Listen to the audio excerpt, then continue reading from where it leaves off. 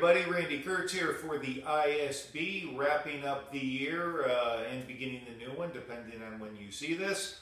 It's been a great year. It's been a lot of fun making these videos and getting suggestions from you and interacting with everybody. So please keep those suggestions coming, and glad they're doing some good, and we're all learning something from each other. Good stuff. Anyway, some sort of do's and don'ts, I think. As a chiropractor, I'm busy making adjustments on people all day long, and what that means is when a bone is restricted, basically, somewhere in the body, could be in the joints of the hands or somewhere in the spine, which is the more commonplace thought of with chiropractors. Muscles are attaching to those bones, tightening, pulling on them so they don't move properly, and then what I do is a little bit of a manipulation, which simply means I'm moving those bones back into place so they start moving again properly. So a lot of people think that they can do that on their own. That's not such a good idea. The most common things that people will do are for the low back, they'll get on the floor and get on their sides and give one. Don't do as I say, not as I do. They'll give it one of those and they'll feel the pop and they'll go, oh, that feels so good. And it probably does, because what's happened there is they have released a joint and gotten some adrenaline out of that, and they feel good and everything feels loose and they feel wonderful. However, the joint or the area that was restricted has not been moved. Something above or below it has, a specific contact has to be made on that joint to make it move, and that ain't it, okay? So keep that in mind when you're doing that. That's the reason why when someone does that and they feel better, it's very short-lived, because it comes back later because the actual problem was not taken care of. Same thing with the neck.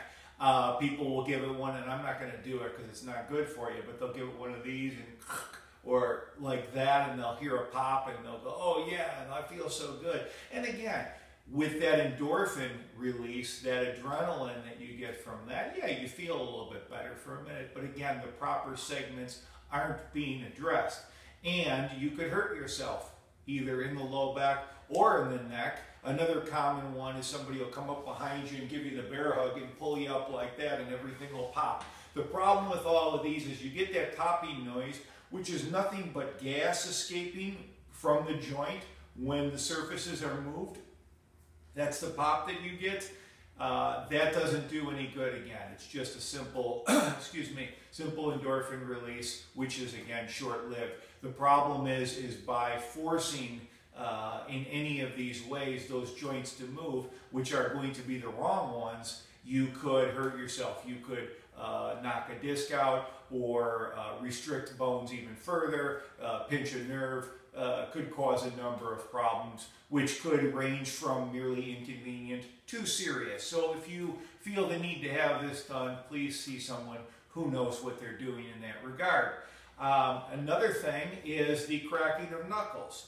Now, the old sort of wisdom about cracking the knuckles that we learned from everybody around us since we were young growing up is, don't do it because you're going to get arthritis and become horribly crippled, etc., etc.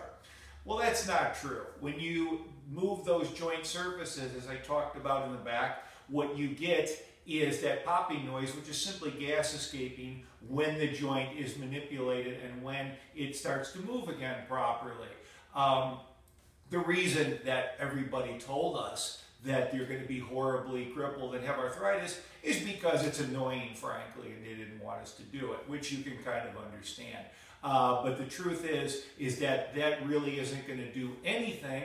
However, you can also injure yourself if you do it constantly, because what you're doing is not only releasing that gas from those joints, but the ligaments which attach bone to bone become stressed, and every time you do that, they go a little further.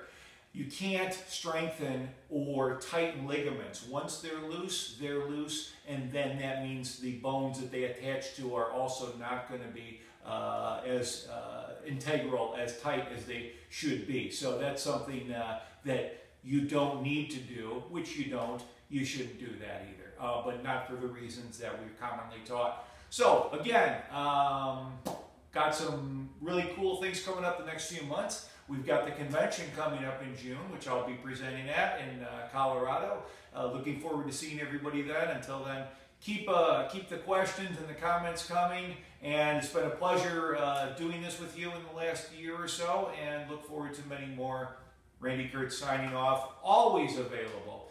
www.drkertz.com for Skype consultations. You could also purchase my book there, The Basis Guide to Injury Management, Prevention, and Better Health.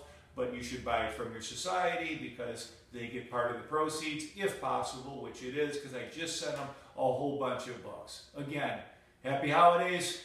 Peace out, homies.